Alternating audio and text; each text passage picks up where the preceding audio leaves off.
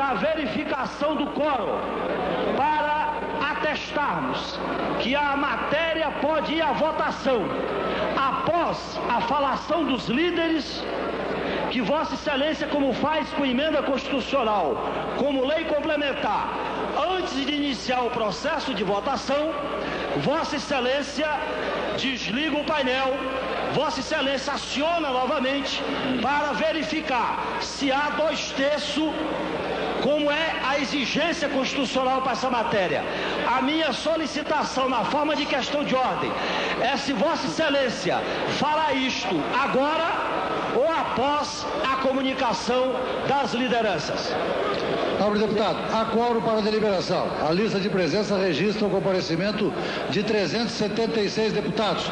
É uma questão de ordem levantada pelo deputado José Genuíno. Meramente formal, é uma questão formal que o deputado coloca para garantir visivelmente que a votação não será feita sem um quórum mínimo de 2/3, que é uma imposição constitucional, segundo afirma o deputado José Genuíno, que conhece bem todos esses trâmites burocráticos aqui da Câmara Federal. Mas vamos continuar movimentando os repórteres do SBT. Mônica Waldvogel. Mônica.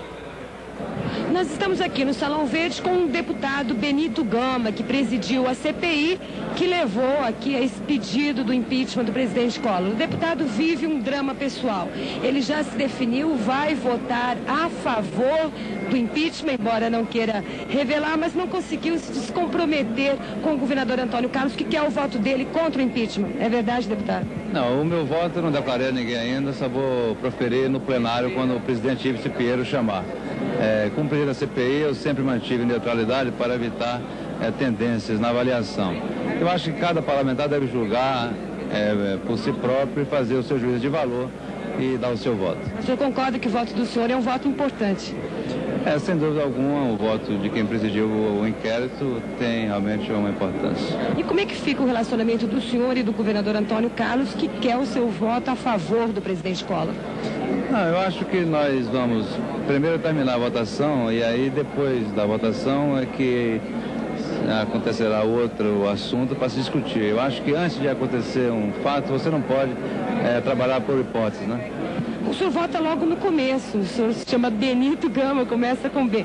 Portanto, logo no começo deve ter, o voto do senhor deve comparecer, deve ser apresentado e influenciar outros deputados da bancada da Bahia. O senhor tem essa responsabilidade de causar também, digamos, algum dano à bancada do governador Antônio Carlos?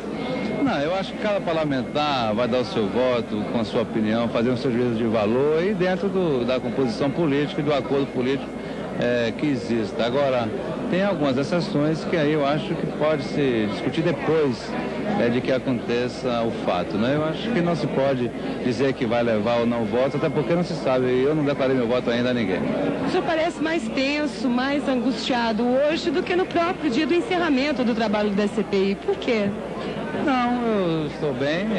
Hoje é um dia muito importante para o país, para o Congresso, para a Câmara dos Deputados, e eu, como parlamentar, também estou me sentindo também dentro desse clima. Mas não há nenhum problema com relação a isso. O senhor acha que a história política do senhor muda depois de todo esse processo? É evidente, ninguém saiu da CPI como entrou. Todos tiveram realmente vantagens e desvantagens no processo. Então ninguém saiu como entrou. Então eu acredito que todo mundo que trabalhou na CPI realmente participou de um trabalho importante e realmente modificou a sua vida. O que o senhor acha que acontece com a bancada do PFL, que é uma bancada que vai ficar rachada depois dessa votação? Não, eu acho que essa votação é uma votação atípica e não se pode falar do partido e racha no partido em função de uma votação como essa.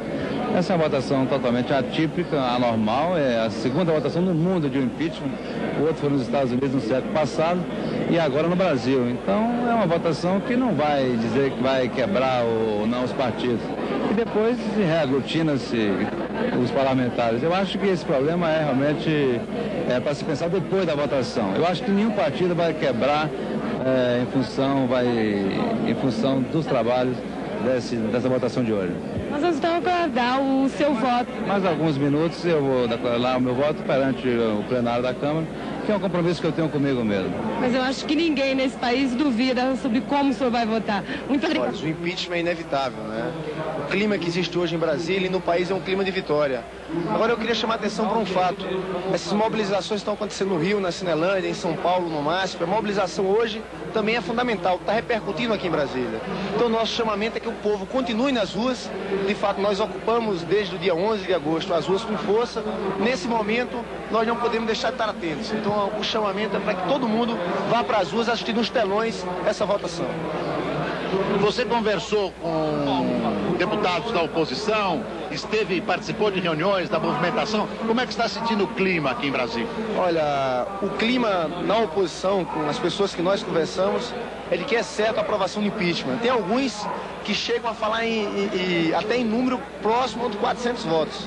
Então a gente começa a ver que aqueles deputados que estavam em cima do muro até agora, a última hora, estão tomando um posicionamento a favor do impeachment. Então é dado praticamente com certo tudo isso. Agora o que é importante, viu, Boris, que a gente está reforçando cada vez mais, eu acho que o futuro, a história do nosso país não pode deixar de guardar nas páginas do seu futuro um espaço grande para essa juventude que foi às ruas. De fato, foi essa pressão popular, e é claro que a decisão do Supremo ajudou muito, o voto aberto e antes das eleições, que o povo, no caso, os estudantes, estão vigilantes, estão atentos à posição dos seus deputados. Então, foi essa pressão popular, de fato, que decidiu, que deu o toque final no impeachment. Lindbergh, eu acho que você tem sempre uma retórica muito aberta, muito democrática, e me dizem que você é uma pessoa ligada ao Partido Comunista do Brasil, que tem fontes de inspirações internamente democráticas, mas extremamente autoritárias, ao meu ver, no gerenciar das liberdades. Nos países que o PCdoB apoiou os regimes, por exemplo, a Albânia, a China, eu não vi nada parecido com uma movimentação desse tipo. Eu vi regimes autoritários. Então, eu não entendo como uma pessoa libertária como você, com uma mensagem democrática, consiga ter dentro do ego a convivência com o Partido Comunista do Brasil, que, com perdão da palavra, a meu ver, hoje ocupa uma das posições políticas da vanguarda da retaguarda.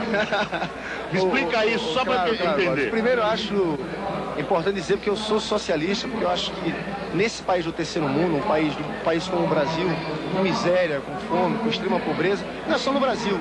Os outros países do terceiro mundo, a única forma de libertação do povo é o socialismo, que é um regime sem exploração do homem pelo homem. E o socialismo não é, de fato, um regime autoritário. Pelo contrário. É um regime que busca a libertação do homem. Que socialismo? É isso. Eu também acho que a experiência, a vontade... É até o nacional-socialismo, claro, que não era libertário. A vontade do PCdoB no seu último congresso é de construir o socialismo de acordo com a realidade do nosso país, vendo os erros e os acertos do passado. Por exemplo, a burocratização na União Soviética, a falta de canais democráticos de participação.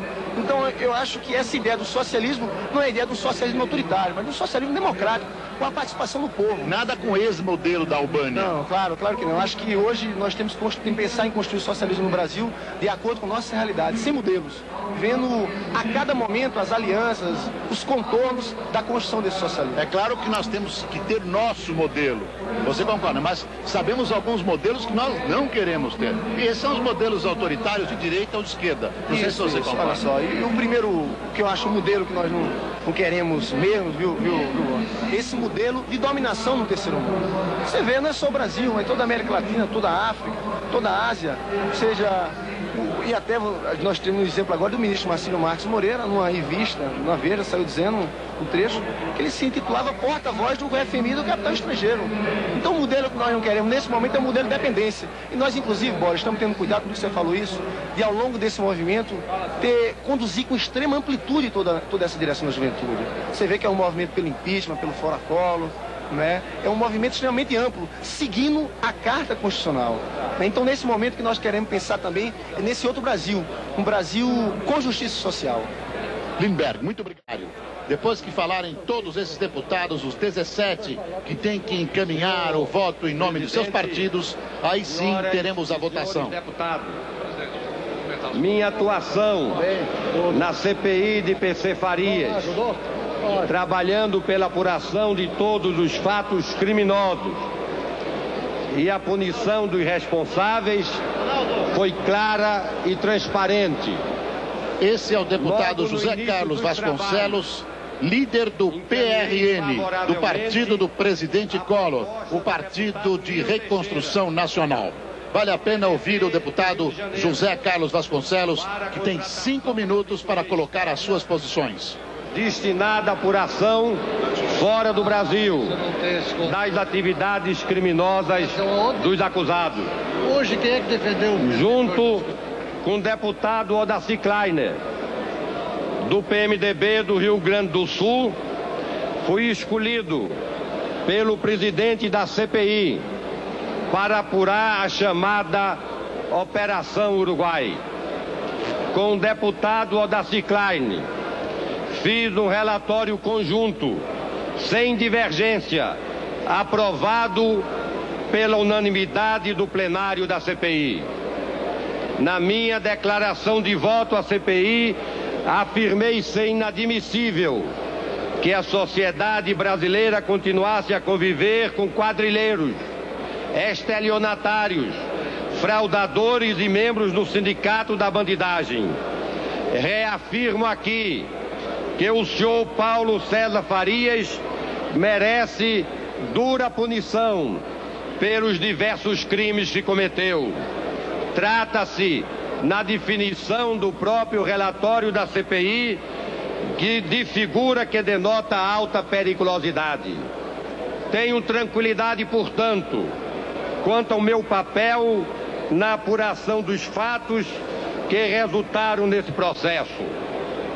Também de acordo com minhas convicções democráticas, senhor presidente Ibsen Pinheiro, recusei-me a impor à bancada que lidero nesta casa, o PRN, qualquer decisão. Deixei que os deputados do partido decidissem em harmonia com sua consciência, como deve ser, como recomenda o espírito democrático. Senhor presidente e senhores deputados, tenho uma história iniciada no MDB autêntico e marcada sempre pelo combate à ditadura. Lutei incansavelmente pelo restabelecimento do Estado de Direito e pela liberdade. De anos de batalhas sucessivas é que resultou a Constituição de 5 de outubro de 1988. Na eleição de 89, o meu candidato à presidência da República foi o deputado Ulisses Guimarães, a quem acompanhei com fidelidade do início ao fim da campanha. Repudiei a lamentável traição de que foi vítima o doutor Ulisses, figura nacional de estadista, traição promovida por governadores do partido. Fiquei com Ulisses Guimarães, mesmo sabendo que ele perderia a eleição. Não sei trair. A fidelidade, é bom que se ressalte, senhor presidente, senhores deputados, tem um valor especial no meu ideário político. Não sou de fugir das minhas responsabilidades, nem de me encantar por apelos apenas para ser simpático à opinião popular, muitas vezes alvo de manipulações. Permaneço coerente no combate ao autoritarismo e às manipulações da opinião pública, mesmo quando são camufladas em fantasias libertárias. Liberdade exige senso de responsabilidade. Significa negar ilusão e engodo. Basta de vender ilusões ao povo. Por tudo isso, não posso deixar que engane a opinião pública e a pretexto de se combaterem procedimentos corruptos e incorretos, aos quais condeno, execute-se, na verdade, um golpe contra o processo de modernização da economia brasileira, deflagrado pelo governo Collor. A nação não está sendo perguntada... Esse que você está ouvindo é o deputado José Carlos Vasconcelos, do PRN. Depois que todos os líderes fizeram o encaminhamento, cada um tem 5 minutos, aí sim partiremos para a votação. Aí vamos ou não começar a passar o Brasil a limpo. Vamos movimentar mais uma vez a reportagem do SBT. Repórter Juliana Morrone, do Planalto. Juliana. Aqui no Palácio do Planalto, o presidente Collor continua recebendo informações sobre o encaminhamento da votação com o secretário de governo, e agora deputado Ricardo Fiuza, e com o líder do governo, deputado Humberto Souto. Aqui em frente ao Palácio do Planalto, vira e mexe aparece gente buzinando, soltando fogos de artifício. Ali do outro lado da rua tem um com uma faixa verde e amarela escrita Fora Collor. O presidente Collor, no gabinete dele, está instalada uma televisão para ele acompanhar a votação. E o presidente pretende fazer um discurso com a ajuda do secretário da presidência, Etefaldo Dias, um pronunciamento que deve entrar ao ar depois do resultado da votação, independente do resultado. É com você, Boris. Obrigado, Juliana. Deputado José Carlos Vasconcelos, líder do PRN, continua na tribuna. Ele é o quinto a ocupar a tribuna de um total de 17.